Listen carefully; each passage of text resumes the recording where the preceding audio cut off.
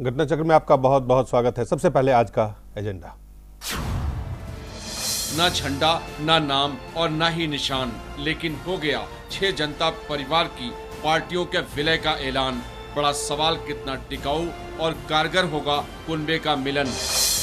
और घर टूटने से बचाने के लिए कथित धर्म परिवर्तन के बाद अब रामपुर की वाल्मीकि बस्ती के लोग कर रहे हैं अनशन। और सबसे पहले जनता परिवार का विलय।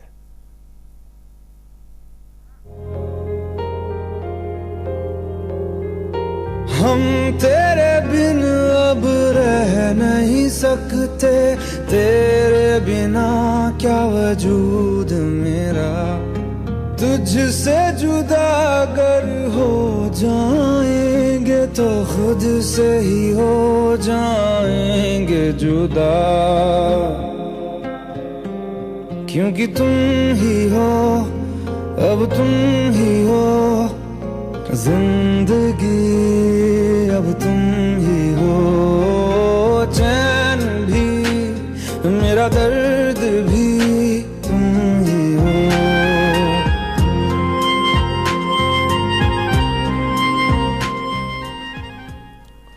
सियासी पार्टियों का मिलन कहा जाए या सियासी परिवारों का मिलन कहा जाए, इसमें जनता किधर है, परिवार क्या करेंगे, क्या नाम होगा पार्टी का, क्या निशान होगा, क्या झंडा होगा, ये तमाम चीज़ अभी बाकी है। लेकिन जो कुछ हुआ है उसमें एक चीज़ बहुत साफ है कि एक दूसरे को इस वक्त सबको ज़रूरत है। सबसे पहले दिखाते हैं आपको अपनी ये रिपोर्ट। कहावत है कि दुश्मन का दुश्मन दोस्त बन जाता है। वैसे भी राजनीति के फलक में कहावतें और समीकरण अक्सर बनते बिगड़ते रहते हैं, ठीक नए जनता परिवार की तर्ज पर।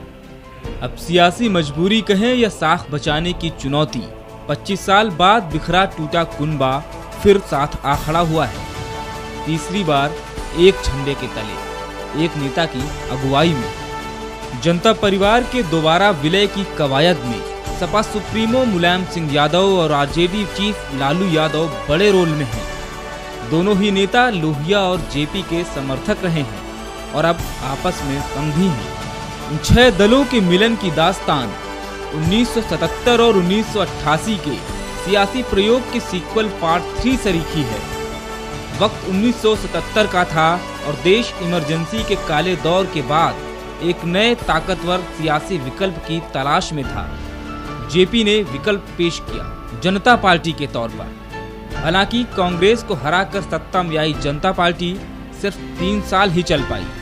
1988 में एक बार फिर जनता पार्टी, लोकदल, कांग्रेस एस और जनमोर्चा ने मिलकर जनता दल बनाया। वीपी सिंह की अगुवाई में जनता दल की सरकार भी बनी, लेकिन देखते ही देखते ये कुनबा भी बिखरता गया। पहले चंद्रशेखर अलग हुए और कांग्रेस के सहारे प्रधानमंत्री बन बैठे। फिर जनता दल में टूट का ये सिलसिला जारी रहा। उत्तर प्रदेश में मुलायम सिंह यादव ने समाजवादी पार्टी बना ली तो बिहार में लालू आरजेडी ले आए। बिहार में रामविलास पासवान, कर्नाटक में एचडी देवगौड़ा और ओडिशा में बीजू पटनायक अलग होते गए। समता पार्टी के बाद नीतीश कुमार ने आखिर में जनता दल यूनाइटेड का गठन किया, जबकि लोजपा बनाकर लालू के दोस्त बने पासवान पहले बीजेपी, फिर यूपीए और दोबारा फिर बीजेपी के साथ हैं। वहीं जेडीयू बीजेपी से अलग हुई तो कांग्रेस और आरजेडी का दामन थाम लिया। जनता परिवार के इन दलों का 5 राज्यों में असर है, जबकि बिहार और उत्तर प्रदेश में ये सत्ता में है। साझा तौर पर इनके पास लोकसभा में 15 और राज्यसभा में 30 सांसद हैं, जबकि 5 राज्यों में इन दलों के कुल 424 विधायक हैं, यानी बीजेपी के 1029 और कांग्रेस के 941 विधायकों के बाद तीसरे नंबर पर। दिलचस्प ये भी है कि पहले ये समाजवादी एकता कांग्रेस के खिलाफ दिखी थी, लेकिन अब ये कुनबा बीजेपी विरोध के नाम पर एकजुट हुआ है। दरअसल बिहार में इसी साल, जबकि यूपी में 2017 में चुनाव होने हैं। ऐसे में सारे समीकरण आने वाले बिहार और यूपी चुनावों में साख बचाने से जुड़े ही नजर आते हैं। लिहाजा इस कुनबे की गारंटी भी तय नहीं है और इसके संकेत भी इशारों में ही मिल रहे हैं। Bureau report, Jain TV. सवाल कई हैं, लेकिन सबसे पहले आपको हम बता दें हमारे साथ हैं डॉक्टर शकील अंसारी साहब हैं, राजनीतिक विशेषज्ञ के तौर पे हमने उनको आमंत्रित किया है। मिथिलेश प्रसाद हैं, जेडीयू अब जनता परिवार, जिनका नाम नहीं है इसलिए हम नाम नहीं बता रहे, उस परिवार के नेता हैं। श्याम जाजू साहब हैं, राष्ट्रीय सचिव है भारतीय जनता पार्टी के। आप सबका बहुत बहुत स्वागत है। हमारे साथ हैं उपेंद्र प्रसाद, वरिष्ठ पत्रकार, और पुष्पन कुलश्रेष्ठ, वरिष्ठ पत्रकार। सबसे पहले उपेंद्र जी आपसे शुरुआत करते हैं। इस विलय को, जिसका नाम, झंडा, निशान कुछ भी तय नहीं है, इस विलय की जो ऐलान हुआ है, आपको लगता है, और जिसमें एक ऐलान ये हो गया कि मुलायम सिंह यादव अध्यक्ष होंगे इस पार्टी के, ये भी कोई नया ऐलान नहीं है। मुलायम सिंह यादव जो संयुक्त पार्टी बनेगी उसके प्रमुख होंगे, इसकी चर्चा पहले ही दिन से है, बहुत बार ये बात कही गई है। आज सिर्फ एक ये फर्क पड़ा है कि अध्यक्ष के साथ साथ ये पार्लियामेंट्री बोर्ड के चेयरमैन भी होंगे, यानी टिकट बांटने का जो अधिकार है वो मुलायम सिंह यादव के पास होगा। मतलब है कि मुलायम सिंह को थोड़ा और महत्वपूर्ण बतला दिया गया आज। इसके अलावा 14 अप्रैल और 15 अप्रैल में कोई फर्क नहीं है। मतलब जो स्थिति 14 अप्रैल को थी वही स्थिति 15 अप्रैल को है। जो स्थिति इस बैठक के पहले थी वही स्थिति अभी भी है। इसलिए बैठक में सिर्फ आप कह सकते हैं कि विलय का संकल्प ही किया गया है। अगर ये कहा जाए कि विलय हो गया है तो हमें लगता है कि जो शब्द है ना, ये शब्द के विलय का जो शब्द है इसके साथ नाइंसाफी है, क्योंकि विलय का मतलब कुछ और होता है। विलय ये नहीं होता कि अभी भी कल क्या कहलाएंगे। आरजेडी के अध्यक्ष के रूप में लालू यादव जाने जाएंगे, समाजवादी पार्टी के अध्यक्ष के रूप में मुलायम सिंह यादव जाने जाएंगे। तो जब तक पार्टियां एग्जिस्ट कर रही है फिर आप विलय कैसे कर सकते हैं? और विलय करने के लिए जरूरी है कि पार्टी का नाम हो। कुल मिलाकर के इसको जो आज जो कुछ हुआ है उसको कैसे देखा जाए? फिर आज जो कुछ हुआ है, हमें लगता है ना कि कुछ सेक्शन है जो कोशिश कर रहा है कि जल्दी से जल्दी विलय हो, और वो लोग घोषणाएं कर रहे हैं। लालू यादव ने घोषणा कर दी थी अभी से 10 दिन पहले कि विलय हो चुका है। नीतीश कुमार ने कहा कि विलय होने वाला है। जनता दल यू ने खबर छपवा दी कि 2-3 दिन में होने वाला है, 10 अप्रैल के पहले होने वाला है। तो उन लोगों ने इतने ज्यादा बार कह दिया विलय की बात कि कुछ न कुछ उसको आप कहिए कि फेस सेविंग होना था। ये फेस सेविंग ऐलान है, आप फेस सेविंग अलग अलग जो घोषणाएं हो रही है उसके फेस सेविंग के लिए आज बैठक हुई है, और बैठक करके कह दिया गया कि विलय हो गया। मिथिलेश जी, मतलब कैसे विलय हो गया आप बताइए? ये कैसे विलय, कैसा विलय है? विलय होकर क्या निकला, क्या बना? तो ये सिर्फ फेस सेविंग है। और मैं बतला दूं कि इस तरह की घोषणाएं लोग बहुत करते रहे हैं। जब मैं पटना में एडिटर था तो हमारे पास खबर आती थी कि CPI-ML का समता पार्टी से नहीं हुआ गठन, यानी मतलब है कि समझौता फेल हो गया, और ये लोग प्रेस कॉन्फ्रेंस करके बोलते थे कि समझौता सफल हो गया। CPI-ML बतला था कि समझौता हुआ नहीं। ये कह रहे हैं कि अभी ये फेस सेविंग बहुत चुनौतीपूर्ण स्थिति पैदा कर देते हैं कि हो क्या रहा है, वो बोल दावा कुछ और कर रहे हैं। तो ये जो बहुत विचित्र स्थिति है, बहुत विचित्र स्थिति है। मिथिलेश जी देखिए, ये ऐलान क्या है, जरा समझाएं। जो सवाल उठा रहे हैं उपेंद्र जी, उनका जवाब तो दे सकते हैं आप। नहीं, उपेंद्र जी जो कह रहे हैं जी, देखिए, पार्टी का विलय है, सभी अपने अपने दल में अपने अपने प्रधान बने हुए थे। हर चीज का एक सिस्टम होता है, उस सिस्टम के तहत ये सिस्टम क्या है, वही तो ये आज जो ऐलान हुआ है वो क्या सिस्टम है? पार्टी का जो बनते हैं उनका एक कोरम होता है, और उसी के तहत जो है पार्टी का समावेश की जाती है। लेकिन यहाँ पर जो है अभी तत्कालीन जी जो कुछ व्यवधानें हैं, धीरे धीरे हम उस व्यवधान पर चर्चा करके और आपस में चलिए आप चर्चा करके उस पे, लेकिन ऐलान पहले था, चर्चा बाद में होनी है।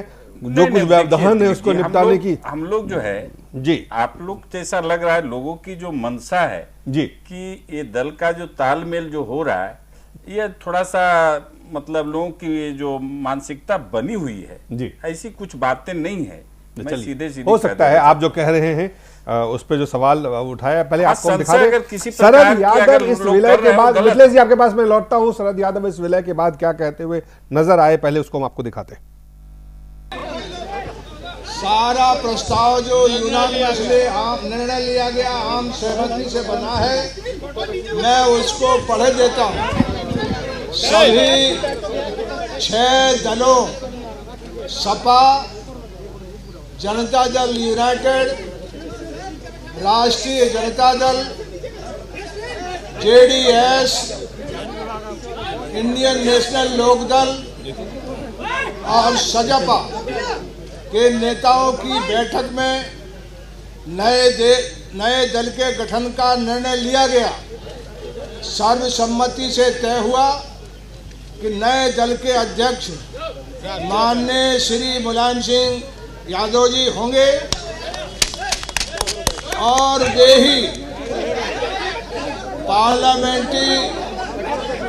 पार्लियामेंट्री संसदीय समिति के अध्यक्ष होंगे, पार्लियामेंट्री बोर्ड के अध्यक्ष होंगे।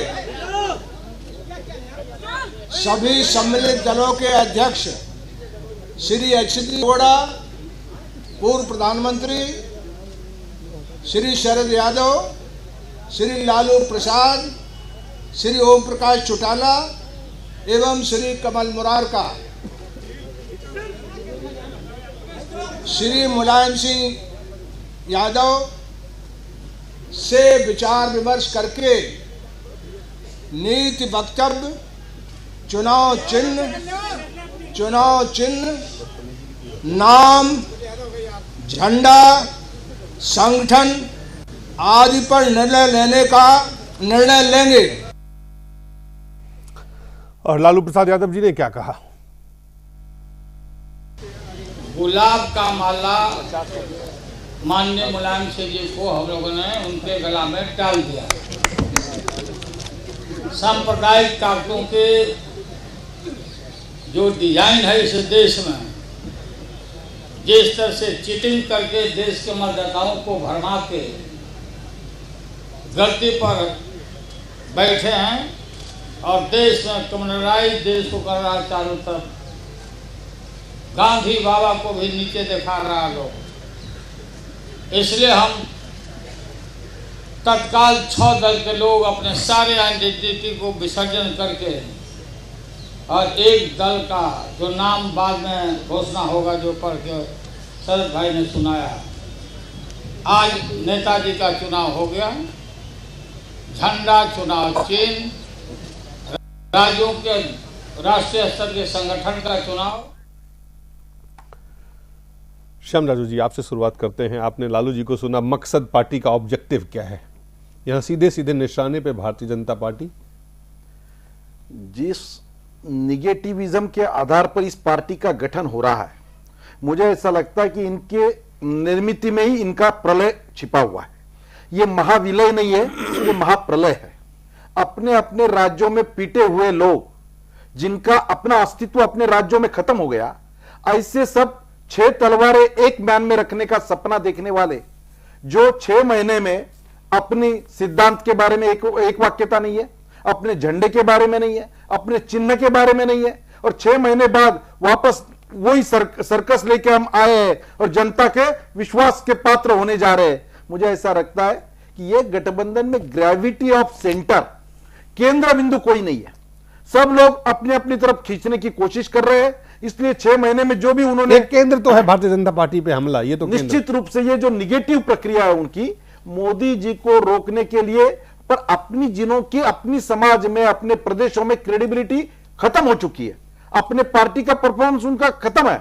जिन्होंने अपने परिवारवाद के आधार पर पार्टियां चलाई है, ऐसे सब नेता इकट्ठा आकर अपनी नई हिसाब से वो क्रेडिबिलिटी निर्माण कर सकेंगे। मुझे ऐसा लगता है कि ये उनके सपने हैं। लोग इससे गुमराह नहीं होने वाले, लोग इससे गुमराह नहीं होने वाले हैं। शकील साहब, आपसे बहुत छोटे से प्रतिक्रिया चाहेंगे, हमें ब्रेक पे जाना है। पहले प्रतिक्रिया ये कि क्या वाकई ये डिस्क्रेडिटेड लीडर्स हैं जिनकी अब कोई अपने अपने राज्यों में अब वो पिटे हुए मरे, जिनका कुछ नहीं है और इनके पास कोई अब विकल्प नहीं है एक दूसरे का हाथ पकड़ने के बजाय, जो उनकी सियासी स्थिति है? नहीं, ऐसा तो हम नहीं कह सकते हैं। बिहार में नीतीश कुमार जी चीफ मिनिस्टर हैं और उत्तर प्रदेश में अखिलेश जी चीफ मिनिस्टर हैं। ये 2 पार्टियों सत्ता में है अभी राज्यों में, और वो तो ऐसे नहीं है कि एकदम इनको आप कह दीजिए इन आउट रिजेक्टेड हैं जी, तो ऐसे ही नहीं है। लेकिन ये बात ज़रूर है कि आप श्याम राजू भाई अभी आज बोल रहे थे, ये जो भी प्रलय वगैरह बता रहे थे, 77 में भी इसी तरह से पार्टी बनी थी। जब चुनाव पहले हो गया, इलेक्शन पहले हो गया, पार्टी बाद में बनी थी। तो आज भी उसी तरह से जल्दी में चल रहा है कार्यक्रम और पार्टी बनेगी। उस वक्त ये भी हिस्सा थे, 77 में जो पार्टी बनी थी उसके ये हिस्सा थे। आज वो हिस्सा उस वक्त जाहिर है कि कांग्रेस उस वक्त भी यही था। मकसद क्या था? यही मकसद था, कांग्रेस के खिलाफ ये एकजुटता थी। आज हो सकता है कांग्रेस के खिलाफ खाली था वो एक आंदोलन से एक स्थिति आपातकाल के बाद जो भी आपातकाल के बाद ये भी शामिल थे और वो लोग और एक ही मकसद था कि कांग्रेस के खिलाफ यूनिटी हो के एक सत्ता लाना। हमारे साथ एक छोटे से ब्रेक के बाद हम जल्द वापस लौटते हैं।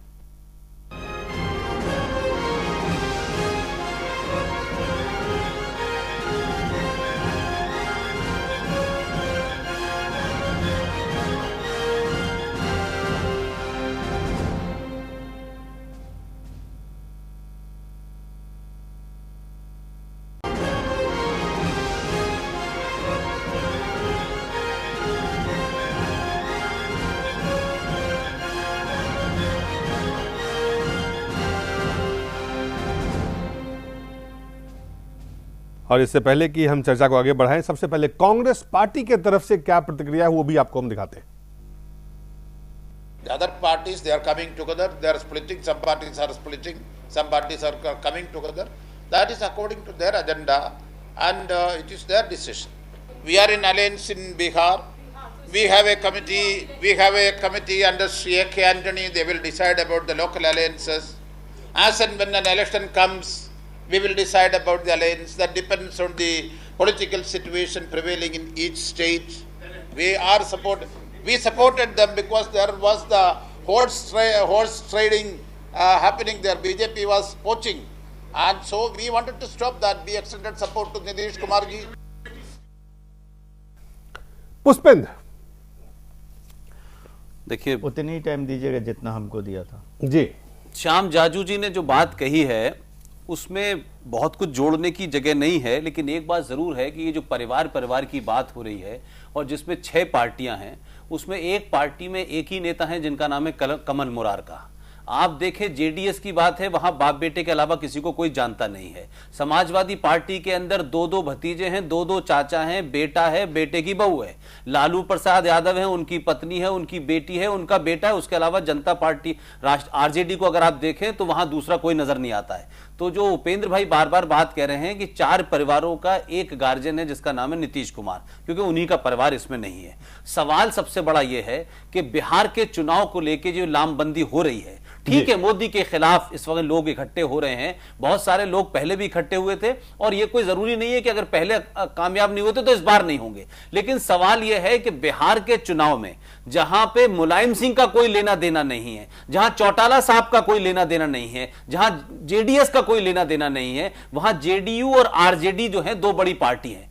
मेरा कहना यह है कि कांग्रेस पार्टी का हाल देखिए इस पूरे ड्रामे में कि लोकसभा चुनाव जो है वो आरजेडी, जेडीयू और कांग्रेस मिलकर लड़ते हैं, लेकिन उसमें से 2 लोग निकल के एक महापरिवार बनाते हैं और उसमें से कांग्रेस बाहर हो जाती है। मैं अभी भी यह मानता हूं कि आप इस पूरे चीज में जो उन्होंने अभी शरद यादव ने एक बात कही कि हम सब लोगों ने गुलाब का माला जो है मुलायम सिंह के गले में डाल दिया है, लालू जी ने कहा। अब आप ये गुलाब की माला को जरा समझिए।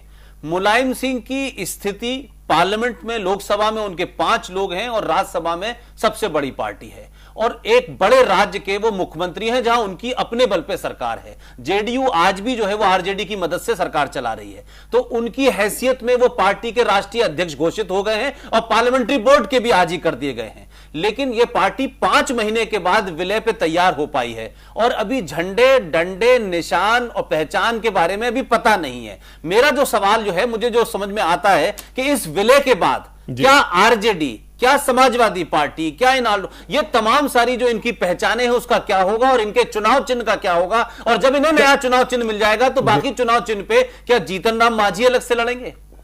चलिए शकील साहब, जो मैं कि हर पार्टी जब भी कोई इस तरह का विलय या पार्टी बनती है तो उसका एक मकसद होता है, ऑब्जेक्टिव होता है।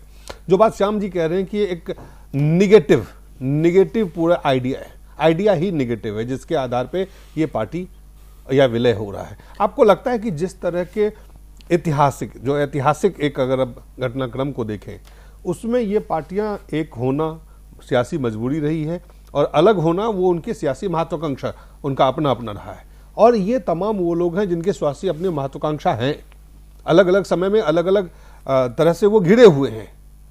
तो ऐसे में क्या वाकई एक सशक्त पार्टी के रूप में इसका विलय होना या विलय होकर उभरना संभव है? देखिए, आपका प्रश्न बहुत विस्तार पूर्वक है। सबसे पहली बात तो ये है कि समाजवादी पार्टियां जो बेसिक हैं, ये समाजवादी लोग हैं, इनका बेसिक्स तो कांग्रेसी हैं, क्योंकि बुनियाद में अगर जाएंगे तो कांग्रेसी हैं।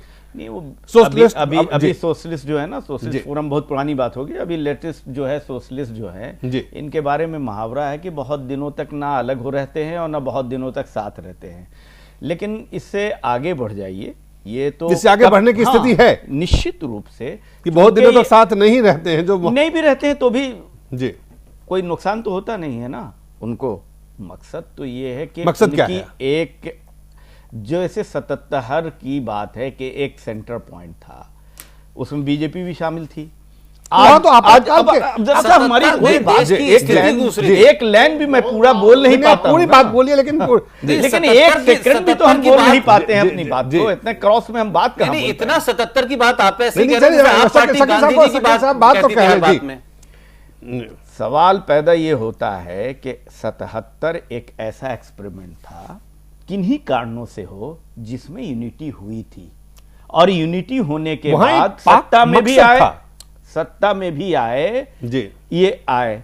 देखिए, हिंदुस्तान के अंदर आइडियोलॉजिकल पार्टियां का एक आइडियोलॉजी के साथ मकसद होता है सत्ता में होना, देश की सेवा करना, उसी आइडियोलॉजी के मुताबिक। तो कैसे आप समझ रहे हैं कि मकसद है? निश्चित रूप से वही मकसद आप देख रहे हैं? सत्ता को प्राप्ति करना अपने आइडियोलॉजी के प्रमोशन के लिए। यहाँ पे वैचारिक कौन से ऐसा दृष्टिकोण है जिसके लिए ये विलय हुआ है? कह तो रहे आप, तो बात पूरी हो, कम से कम एक सेकंड पूरी होने पूरी बात करके आपको मैं आपको कहूं, आपको कोई भी पॉलिटिकल पार्टियां जो हैं उनका एक आइडियोलॉजी है, और उस आइडियोलॉजी से अपने देश की सेवा करना चाहते हैं सत्ता में आने के लिए। यहाँ आइडियोलॉजी क्या है? एक मिनट, यही तो मेरा सवाल है। आप वो नहीं बता रहे कि हाँ विचार मैं तो आपको आगे बढ़े तब ना, आप तो वहीं पर फुल स्टॉप पर है, लगा दीजिएगा तो फिर हम आगे कहां बढ़ेंगे जी। अब सवाल आइडियोलॉजी है ना, कि सत्ता में हासिल करना है हमको, आइडियोलॉजी है ये, ताकि अपने आइडियोलॉजी का, और एक ऐसी अभी जैसे जल्दी जो है महत्वपूर्ण विषय है बिहार का इलेक्शन। चलिए, आप ये कह रहे हैं कि विलय जो है इसका मकसद है बिहार का, बिहार में अभी सामने यही है कि बिहार का इलेक्शन है, इसलिए बहुत जल्दी में हो रहा है। जैसे उस वक्त हुआ था, विलय हुआ, इलेक्शन घोषणा हो गई थी 77, फिर हम आएंगे, तो उनकी पार्टी बनी भी नहीं थी, इलेक्शन में चले गए थे, जल्दी में थे। आज बिहार का इलेक्शन जल्दी में है, इसलिए वो झंडे, वो और उनके आइडियोलॉजी, उनका कॉन्स्टिट्यूशन, उनके अध्यादेश, उनके चीजें रफ्ता रफ्ता होगी। 4 महीने तो सिर्फ इस बात पर लालू यादव ने ले लिया कि अभी हमारे बेटी की शादी है, शादी के बाद इस पर निर्णय लेंगे, तो ये अभी उनका चल रहा है। लेकिन यूनिटी होगी, ये बिहार चुनाव को पहली बात ये यूनिटी बिहार चुनाव है, और उसके आगे भी है। यूनिटी नहीं होगी तो जो बीजेपी की सरकार जो है जी, उनकी कहीं ना कहीं उनकी चुनौतियां तो उन्हीं के साथ है ना, चाहे बिहार में है, चाहे उत्तर प्रदेश में है, तो वो तो एक चुनौती है इनकी, और वो अभी कमजोर हैं, लेकिन आगे भविष्य की लड़ाई जब लड़ेंगे तब न 19 की लड़ाई के काबिल होंगे, उसके लिए टाइम है। अभी सीधी चुनौती बिहार है। सीधे से बीजेपी को बिहार में चुनौती देने के लिए देख रहे हैं शकील साहब कि सामने सीधा सीधा बिहार के चुनाव दिख रहा है, और ये तमाम चीजें बाद में हो सकती है। एक संकेत देना था बिहार के मतदाताओं को, एक संदेश देना था बिहार के मतदाताओं को और पार्टी कार्यकर्ताओं को, जो तमाम अलग अलग दल हैं वहां पे, कि हम भारतीय जनता पार्टी से मजबूत रूप से लड़ेंगे। तो चुनौती यहां से भारतीय जनता पार्टी की शुरू होती है। आप देख रहे हैं बिहार में आने वाले चुनाव को ध्यान में रखते हुए हड़बड़ी में जिस प्रकार का यह कुनबा इकट्ठा हुआ है, कहीं का पत्थर कहीं का रोड़ा, और भानुमति ने कुनबा जोड़ा, जिसका अभी तक होमवर्क नहीं है, जिनको आज तक नीतीश जी ने जंगल राज बोला था, और सबसे ज्यादा अगर लालू जी को किसने गाली दी होगी तो आज तक नीतीश जी ने दी है। तो वो सब लालू जी का केडर पूरा केवल ये ऊपर इकट्ठा आ गए तो पूरे बिहार में इकट्ठा हो जाएंगे, ये इस प्रकार की अपेक्षा करना ये वो लोगों से भी विश्वासघात है। मुझे ऐसा लगता है कि ये सभी जगह जो अपनी क्रेडिबिलिटी खो चुके हैं, ऐसे लोग बनी तो बनी नहीं तो अब्दुल गनी, इस प्रकार की तत्वज्ञान लेकर इसमें उतरे हैं। लोग इतने मूर्ख थोड़ी है। बिहार की जनता तो पॉलिटिकली ज्यादा अलर्ट है। उन्होंने नीतीश जी का काम देखा है, और उसका काम का आधार जिस प्रकार से अपने व्यक्तिगत अहंकार के लिए उन्होंने बिहार के विकास का बलि दिया, यह भी बिहार की जनता ने देखा है, और उसके बाद मोदी जी को समर्थन किया है बिहार में। तो मुझे ऐसा लगता है कि ऐसे निगेटिविज्म, प्रतिक्रियात्मक बातों पर कोई पार्टी खड़ी नहीं होती और खड़ी हुई पार्टी नहीं टिकती है। जी मिथिलेश जी, देखिए आपसे सिर्फ स्पेसिफिक एक सवाल मैं पूछना चाहता हूं कि जो बात कह रहे हैं जंगल राज, जिसको आपने नाम दिया था, नीतीश जी ने नाम दिया था, आज उस जंगल राज के मुखिया के साथ जब पार्टी विलय कर लेंगे तो क्या लोग यकीन कर लेंगे आप वाकई, या आपको लगता है कि वो जो था एक जुमला था और जुमला लोग भूल जाएंगे? देखिए दिलीप जी, जंगल तो देश में है, लेकिन आज जो धार्मिक विचारधारा से जिस टाइप से देश में बांटने की साजिश चल रही है, बड़ा ही दुर्भाग्य। आप लोग उसको विचारधारा को ज्यादा हवा दे रहे हैं।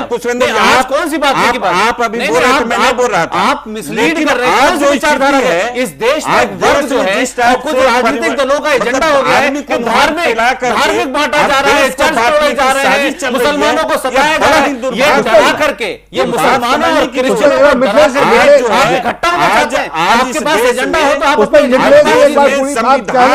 संविधान की बात नहीं हो रही है। संविधान नहीं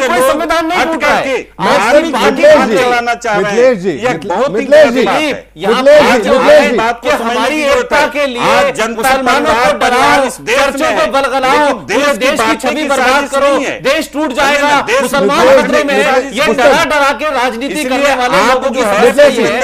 आपका कुछ नहीं होने वाला है, एजेंडा नहीं बनाएंगे। मैं ये बोलने नहीं दूंगा। आप इस देश में लोगों को बरकरार हालात खराब कर रहे हैं, इस देश में दंगाई पार्टी है और दंगाइयों के पीछे खड़ा होते हैं और दंगाइयों को हवा देते हैं राजनीति के नाम पे। परिवार जुड़ सकते हैं, परिवार देश का होता है, परिवार धर्म होता है, देश की धार्मिक विचारधारा, देश के नाम, राष्ट्र के नाम संदेश आप बाद में दे दीजिएगा। मेरा सवाल चल रहा है, सवाल आप अपना एजेंडा बताइए, हम लोग एकजुट हो रहे हैं। एक सवाल का जवाब तो दे दें आप प्लीज।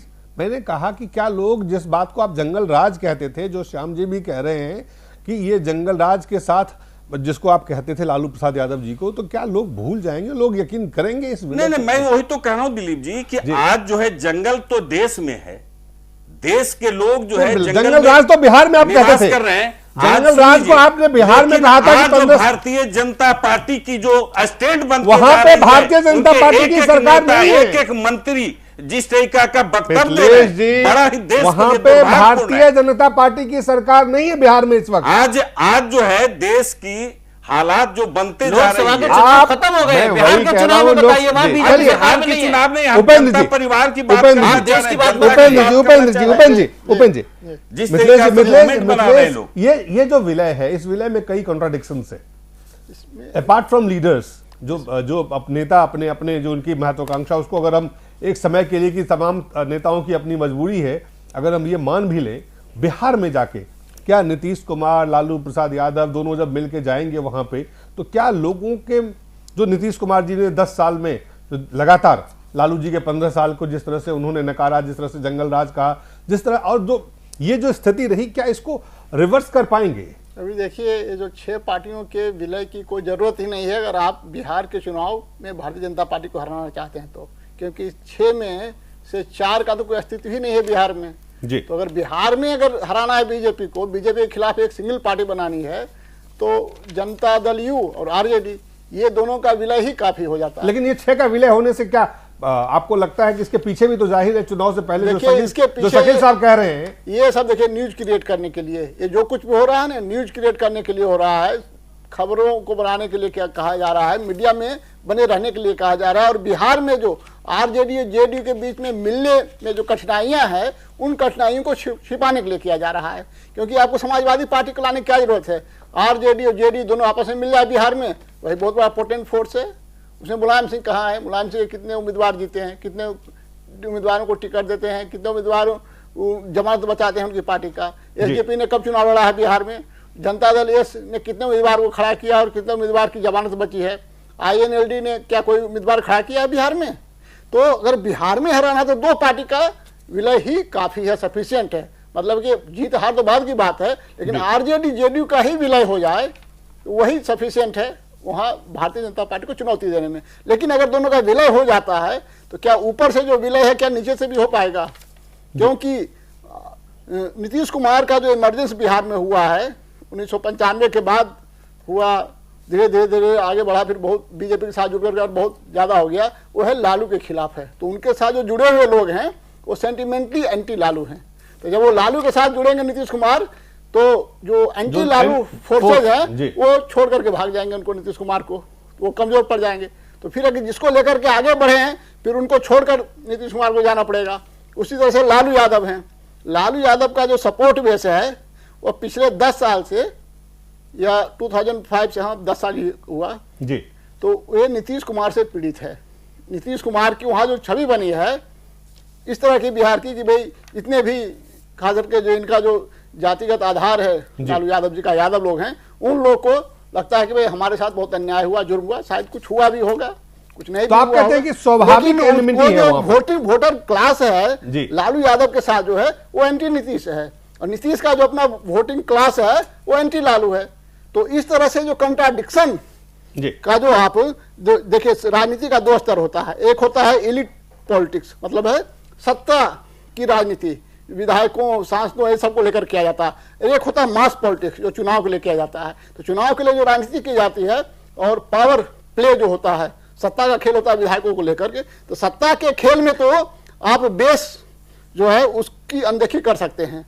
लालू यादव ने सपोर्ट कर दिया नीतीश की सरकार, नीतीश की सरकार बन गई, कुछ नहीं बिगड़ा, तो वो जो पावर प्ले है वो उसमें चल सकता है। लेकिन जब चुनाव की बात हो तो फिर जो मास बेस को आप इग्नोर नहीं कर सकते। तो जो मास बेस दोनों का अलग अलग सपोर्टिंग बेस है उसमें कंट्राडिक्शन है। इसलिए हमें नहीं लगता कि दोनों मिल जाएंगे। तो मान लिया एक को आ गया 30% वोट, दूसरे को आ गया 17% वोट लोकसभा चुनाव में, कांग्रेस के साथ आया था उनको, इनको सीपीआई के साथ आया था, तो 47% वोट जुड़ जाएगा, ये मत मानिए, क्योंकि उनका जो 30% लालू का वोट है हो सकता है उसका 10% एंटी नीतीश के कारण भाग खड़ा हो। नीतीश का जो 17% वोट पड़ा है, जो बात 10% एंटी लालू सेंटीमेंट से कारण भाग खड़ा हो। बिल्कुल उपेंद्र जी आपके पास लौटते हैं, लेकिन जो बात उपेंद्र जी कह रहे हैं उसमें काफी आप तो चूंकि बिहार की सियासत को आप खुद आप रहे हैं, बिहार की सियासत में पूरी तरह से आप जानते हैं वहां पे कि जो जमीन पे जो मास को जोड़ने की जब बात आती है, जहां आपने 13 साल 10 साल 15 साल एक दूसरे का विरोध किया और उस लेवल तक जाके आप विरोध करते हैं जहां आपका कैडर एक दूसरे को देखना नहीं चाहता, तो ऐसे में इस विलय का वहां पे कुल मिलाकर के जो आप कह रहे थे मकसद है बिहार का चुनाव, वो मकसद कितना कामयाब होते हुए दिख रहा है? उपेंद्र जी की बात से बहुत हद तक सहमति है, लेकिन यहाँ पर जो सहमति के बेस पर, जैसे अभी के प्रेजेंट सेटअप देख लीजिए कि अगर सब अलग अलग लड़ते हैं तो वहां पर उस पोजीशन में बीजेपी को कोई लड़ाई ही नहीं है, वो जीत सकती है आराम से। अब यूनिटी होती है तो ये बात जित कह रहे हैं कि जो दोनों लड़ रहे थे वो कितनी हद तक यूनिटी हो पाएगी, तो ऐसे ही आप देख लीजिए रामविलास पासवान जी कभी ये इस पार्टी के खिलाड़ी थे, अब बीजेपी के साथ पार्लियामेंट के चुनाव में गए, कुशवाहा जी इस पार्टी के खिलाड़ी थे, पार्लियामेंट के चुनाव में गए। लेकिन आजकल बिहार की जनता में सीधा वहां पर कास्ट की पॉलिटिक्स के साथ साथ समझ है कि कौन पार्टियां, और बेसिस जो है कास्ट बेस्ड पार्टियां हैं, उनको इतनी समझ है, इतना दिक्कत नहीं है। ये हम भी दिल्ली में बैठ के सोच रहे थे, मैं इधर बिहार गया था तो मुझे लगा कि ये सारे एक नहीं होंगे, जितना परसेंटेज आप बता रहे हैं जो पार्लियामेंट में आए वो सही है, लेकिन लार्ज स्केल में वो सक्सीड करेंगे, लार्ज स्केल में। तो आप ये कहते हैं कि एक तरह से जातीय समीकरण को ध्यान में रखते हुए श्याम जी वो जो वहां पे बिहार की सियासत का जो आधार है वो जातीय समीकरण से बनता है और बिगड़ता है, ये कह रहे हैं शक्ल साहब, और उसी का कारण है ये मजबूरी जो है उसी का है, ये जल्दबाजी भी उसी के कारण है। तो क्या आपको लगता है कि जातीय समीकरण बीजेपी का जो गणित है उसको बिगाड़ सकते हैं? ये सही है कि बिहार में जातीयवाद का प्रमाण अभी भी ज्यादा है और वहां पर राजनीति पर जातीयवाद हावी होता है, पर यह भी सही है कि लोकसभा चुनाव ने इसको डोमिनेट कर दिया। लोकसभा चुनाव में ये दोनों पार्टियों की मिलकर आरजेडी और जेडीयू की मिलकर 6 सांसद आए, उसी बिहार में अब बीजेपी ने सबसे ज्यादा सांसद लेके आ गई। लेकिन अगर वोट परसेंटेज देखेंगे तो दोनों को मिलाकर के आपसे ज्यादा है। हाँ जी, पर तो ऐसे समीकरण बदल सकते हैं। तो हर टाइम अभी लोग विकास की भाषा भी समझने लगे हैं। लोगों ने लालू जी का कारोबार भी वहां का देखा है, नीतीश का कारोबार भी देखा है, व्यक्तिगत महत्वाकांक्षा के आधार पर सिद्धांतों का कैसे बलि दिया जाता है वो भी देखा है, मांझी का अति दलित पिछड़े का मुख्यमंत्री बनाकर उसको कैसे घर भेजा जाता है वो भी लोगों ने देखा है। ये सब बातों का हिसाब किताब होने वाला है, इसलिए परंपरागत समीकरण तोड़कर निश्चित रूप से एक नया परिवर्तन बिहार में आने जा रहा है और इस प्रकार के रिएक्शनरी बातों पर बिहार की जनता भूल नहीं सकती। जी, मिथिलेश जी और उपेंद्र जी के दोनों के, सबसे पहले मिथिलेश जी से ही, वो कह रहे हैं रिएक्शनरी फोर्स के तरह आप काम कर रहे हैं। देखिए, जो it's a reaction not action. जो मांझी जी की रिएक्शन की बात कर रहे हैं कि भाई हटाया गया, देखिए हमने महादलित बनाया और दलित आयोग का गठन भी बिहार में किया। दलितों के लिए जो हमने वहां काम किया है वो काम कोई छिपी हुई काम नहीं है। आप वहां जाएं तो वो तो आप देखिए, काम के बारे में हम अलग से चर्चा कर लेंगे। सवाल है जो समीकरण बिगड़े हैं आपके, आप एक तो लालू जी के साथ आपका समीकरण जिस तरह का था वो जमीन पे कैसे इकट्ठा कर पाएंगे, एक सवाल ये है। दूसरा है जो अति पिछड़ा या महादलित, खास करके महादलित जिस तरह से आपसे बिगड़ा है, रूठा है, जिस तरह से आज जीतन राम मांझी ने कहा है कि ये महाप्रलय है, महाविलय नहीं है, ये महाप्रलय के संकेत शुरुआत है यहां से। तो आपको लगता है कि बड़े जो जातीय गणित आप बनाने के शुरुआत में उस गणित का पूरा गुना भाग करके आप जो ये विलय किया है, इसका विलय करने का जो फैसला किया, ऐलान किया है, इसका वाकई कोई जमीन पे सियासी गणित आपका बेहतर हो पाएगा? देखिए, हमारा जो समीकरण है बड़ा ही अच्छा सुसज्जित बना है और हम समझते हैं कि आने वाला जो चुनाव है इसमें जो बीजेपी को हराने की, जो बीजेपी को निशान पे लेके आप जो बात लालू यादव कह रहे थे, इसका मतलब है कि और भी पार्टियों के साथ आप गठबंधन करेंगे? नहीं, चाहे कांग्रेस है, चाहे लेफ्ट है, तमाम पार्टियां। हाँ, हमें जहां तक होगा हम उस गठबंधन की ओर जाएंगे। जो भी दल हमसे कहे कि बिहार केवल फोकस नहीं है जी, हमारा केवल अभी तो तुरंत बिहार ही फोकस है। देश केवल बिहार नहीं है। नहीं, देश में तो आप है नहीं, आप तो कुछ राज्यों में है, जिन राज्यों में है अभी उसकी बात करते हैं जहां पर की हालात जो अभी देश में चुनाव नहीं है 2018-19 आज जो सभी आज से तैयारी करेंगे जी, प्रांतों के दलों से हम लोग जो तालमेल कर रहे हैं वो केवल बिहार फोकस नहीं है। बिहार की अभी फोकस क्या क्या है वो बताइए। लेकिन मेरा जो सवाल था उसका जवाब पुष्पेंद्र, कुल मिलाकर के जो इस वक्त ये सियासत है, इस सियासत के सामने जो चुनौती है, जो शकील साहब कहते हैं बिहार में चुनाव, ये तमाम जल्दबाजी बिहार के चुनाव को ध्यान में रखते हुए हो रहा है। और यहाँ पे चूंकि एक जातीय आधारित, जात आधारित वहाँ की सियासत है, उसमें जातीय समीकरण गणित बनते बिगड़ने से सत्ता का समीकरण भी वहाँ से अच्छा बनता भी है और खराब भी होता है। देखिए, जहाँ तक शकील भाई कह रहे हैं कि ये बिहार के लिए बनाए, तो इसमें कोई दो राय नहीं है। ये जल्दी में बनाए कि अक्टूबर में चुनाव हैं, और इसमें यूपी वाले क्यों शामिल हुए कि उनके 17 में फरवरी में है, तो यहाँ से आंधी चल के वहाँ जाएगी और वहाँ भी उनको इकट्ठा होना है। मेरा सवाल ये है कि जो हमारे मित्र हैं मिथिलेश जी, उनकी हर बात जो है इस देश में धर्म और फिरका परस्ती और देश तोड़ने की बात है। ताज्जुब ये है कि इस 6 जो लोगों का जमावड़ा इकट्ठा हुआ है, इसमें सीपीआई और सीपीएम नहीं है। और सीपीआई और सीपीएम ने एक 15 दिन पहले कह दिया है, क्या कहते हैं कि मुलायम सिंह के ऊपर उन्हें विश्वास नहीं है। तो ये लोग उनके सेकुलर फ्रंट के 2 पिलर हुआ करते थे, लालू और मुलायम, इस बार उन्होंने अपने साथ नहीं रखा और ना इनके साथ आने वाले हैं। और बिहार में लेफ्ट का अपना एक बेस है, तो ये दोनों पार्टी इनके साथ क्यों नहीं है? और इनकी सांप्रदायिकता और फिरका परस्ती और देश तोड़ना और मस्जिद तोड़ना और चर्चों पे हमला जो है वो बिहार और यूपी के अलावा नहीं होता इनके साथ। टीएमसी क्यों नहीं है, जो ना बीजेपी के साथ है ना कांग्रेस के साथ है? बीजेडी क्यों नहीं है इनके साथ में, जो ना बीजेपी के साथ है ना कांग्रेस के साथ है? तो इनका जो फौरी तौर पर हुआ है, जो शकील भाई कह रहे हैं, उसके पीछे जो बात उन्होंने कहा कि आइडियोलॉजी जो होती है वो सत्ता प्राप्ति के लिए होती है और सत्ता पे आने के बाद आप अपनी आइडियोलॉजी को आगे बढ़ाते हैं। तो इनकी फिलहाल जो आइडियोलॉजी है, ना विधान है कि किस संविधान के तहत चलेगा, झंडा क्या होगा, निशान क्या होगा, कौन क्या होगा। मुलायम सिंह को आपने गले में फूलों की माला डाल दी है और पार्लियामेंट्री बोर्ड का चेयरमैन बना दिया है और आपने अध्यक्ष भी बना दिया है। मैं ये कह रहा हूं कि ये जो बात आप बार बार कह रहे हैं कि ये जो जमावड़ा इकट्ठा हुआ है, इसके सामने समस्या क्या है? बिहार में अगर आप जातिगत आंकड़ों की बात करें तो यादवों का वोट बैंक है, मुसलमानों का वोट बैंक है, दलितों का वोट बैंक है, कुर्मियों का वोट बैंक है, पासवानों का वोट बैंक है। तो उस वोट बैंक की राजनीति पे जो पार्टियां खड़ी हुई हैं, मुलायम सिंह, लालू यादव कह सकते हैं कि मैं यादवों का लीडर नहीं हूं?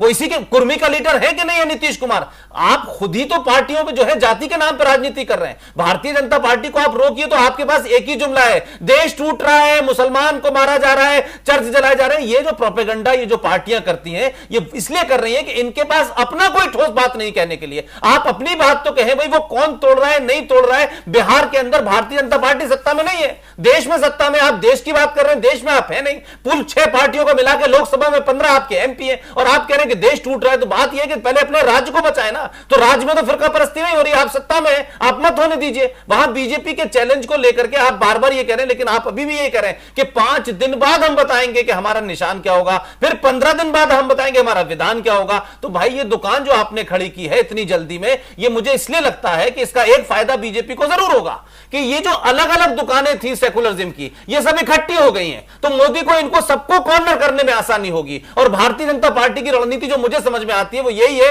कि जितनी भी दुकानें हैं बेरोजगारी की इकट्ठी हो जाए एक साथ, जिससे उनको आसान हो जाए इस पर अटैक करना, और समझा दें देश को कि ये हर बार इकट्ठे होते हैं फिरका परस्ती के नाम पे, सेकुलरिज्म के नाम पे। भारतीय जनता पार्टी की रणनीति के हिसाब से ये ठीक जो कुछ हो रहा है ये चुनौती है, या आपको लगता है कि क्योंकि आपका रास्ता मुश्किल कर सकता है बिहार में, कि वहां जातीय समीकरण जातीय आधार पे बनता है समीकरण, वहां पे जिस तरह के फ्रंट की बात कर रहे हैं उसमें ना सिर्फ कुछ जातियां बल्कि मुस्लिम समुदाय जो है उसको भी जोड़ने की बात, वो भी एक बहुत बड़ा फैक्टर है मुस्लिम वोट बैंक। धर्मनिरपेक्षता है। अभी पुष्पेन जी जो बता रहे थे कि शादी पहले और फैसला बाद में, निर्णय पहले कर दिया जल्दबाजी में और लोगों के सामने आ गए, इस प्रकार के नौटंकी से अभी जनता भूलने वाली नहीं है, और बिहार की जनता तो जरूर नहीं भूलेगी जिन्होंने सब प्रकार के। लेकिन वहां पे जातीय आधारित सियासत होती है, वहां पे अगर जो यहाँ पे सेकुलर फ्रंट है या जो जाति आधारित गणित है वहां पे, वो आपका पूरा खेल बिगाड़ सकता है। पर आज ऐसा भी नहीं रहा है कि कोई एक जाति पे एक का ही प्रभुत्व है। हाँ, कोई विशेष जाति उसमें ज्यादा होगी, पर आज सभी जातियों के लोग सभी पार्टियों में वहां फैले हुए हैं। आज भारतीय जनता पार्टी में भी इसी सभी प्रकार के लोग प्रतिनिधित्व कर रहे हैं, इसलिए केवल उसके आधार पर परंपरागत रूप से हम जीत जाएंगे, ऐसे गलत फहमी में इन लोगों को रहने की जरूरत नहीं है। और अगर पोलराइजेशन होता है इस तरह से, खास करके जो अगर जाति के साथ साथ जो माइनॉरिटी, खास करके मुस्लिम वोट बैंक की सियासत में बिहार में काफी मजबूत तरीके से उसका इस्तेमाल हुआ है अब तक। अभी तो देश के मुसलमान भी थोड़ा सोचने समझने लगे हैं, 50 साल के बाद थोड़ी बहुत तो होशियारी उनमें भी आई है। केवल हमें यूटिलाइज किया जा रहा है, और हमारे बलबूते पर राज करने वाले हमारे सच्चे हितचिंतक नहीं है। ये मुस्लिम कम्युनिटी में भी बड़ा संदेश है, वो भी विकास की राजनीति समझ रहे हैं। क्या विकास की राजनीति समझ रहे हैं, या गठबंधन की जो होता है अलायंस जो है, जिसमें जात और धर्म तमाम चीजों का जो मिश्रण बनता है, जो मिश्रण बनता है, ये कितना डेडली, कितना चुनौती है बीजेपी के लिए बिहार में।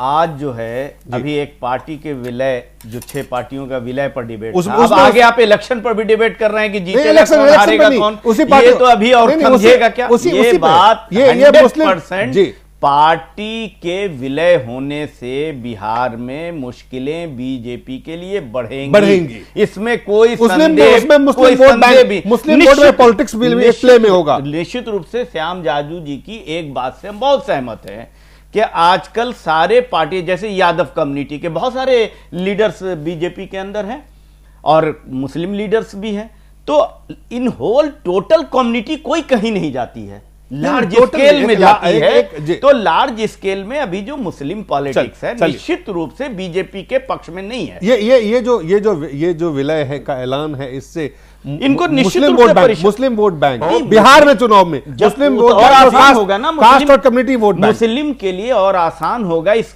कि वो डिवाइड नहीं होंगे कि हम देखें लालू यादव को कांग्रेस को दे, फलां को दे। उनके पास एक शार्प अगर लाइन खींचेगी तो उनको वोट देने में आसानी होगी। उपेंद्र जी, अगर ये चीजों जो ये पूरी जो कवायद है उसके पीछे सियासी एक रणनीति है, उसी सियासी रणनीति के कारण ये विलय भी हो रहा है, और उस विलय में वोट बैंक पॉलिटिक्स और बिहार के चुनाव इस वक्त सामने हैं, और उसको लेके क्या ये जो विलय है ये वाकई गणित को जो है बिगाड़ सकता है?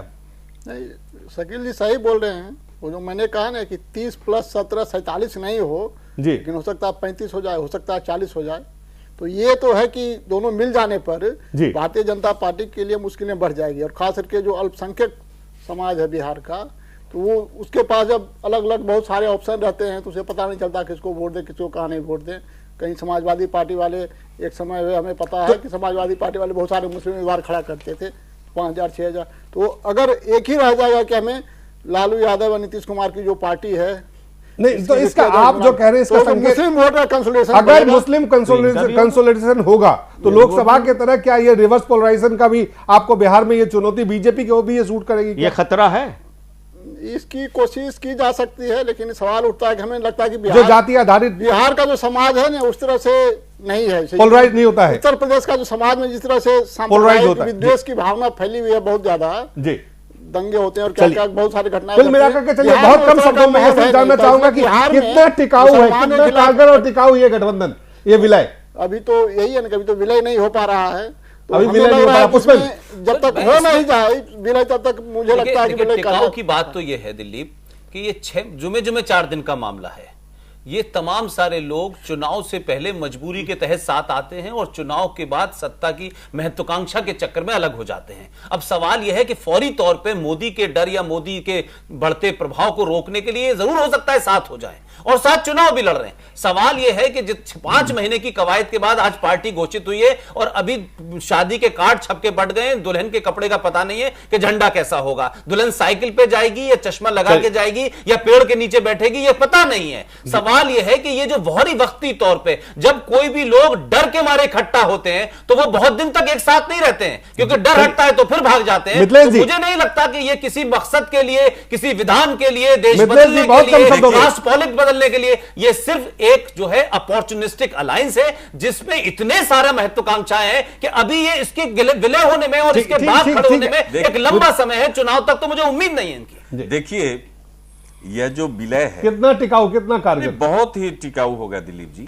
होगा नहीं, इतिहास नहीं रहा है, इतिहास इसके विपरीत आपके दावे। इतिहास की बात नहीं, इतिहास तो 77 वाला इतिहास बनता भी है, इतिहास बनता बोले है, इतिहास बनता भी और इतिहास इस बार इतिहास बनेगा। उन्होंने भारतीय जनता पार्टी नहीं, इस बार इतना टिकाऊ होगा, बनेगा इतिहास और टिकाऊपन होगा। इस बार देश बचाने की मुहिम, समझे ना, इस बार देश बचाने की मुहिम, शकील साहब देश बचाने के लिए इस बार लालू जी, मुलायम सिंह जी, शरद यादव जी, नीतीश कुमार जी, निश्चित रूप में जो विभाजन है ना, पहले बीजेपी छोटी पार्टियां थी, कई जगह इन लोग कभी कभी गठबंधन से भी आते थे। आज तो इनकी सरकार है तो कोई भी गठबंधन बनेगा तो बीजेपी के खिलाफ ही तो बनेगा। ये सीधी गणित है। टिकाऊ और कारगर आपको दिख रहा है ये तो गठबंधन इनकी बिहार में तो निश्चित होगी और इससे आगे ये पार्लियामेंट तक जाएंगे जरूर। एक इलेक्शन तो निश्चित रूप पे आगे, एक इलेक्शन तक तो निश्चित रूप से जिसकी गारंटी शकील साहब दे रहे। Shyam ji, joke of the day, कितना टिकाऊ दुनिया कायम है, ये कुछ भी सपने देखते रहे, अब देश विकास की ओर आगे जा रहा है। चलिए, हाँ तो 9 महीना में तो हनीमून मना रहे हैं अभी तक के 9 महीना हो गया है।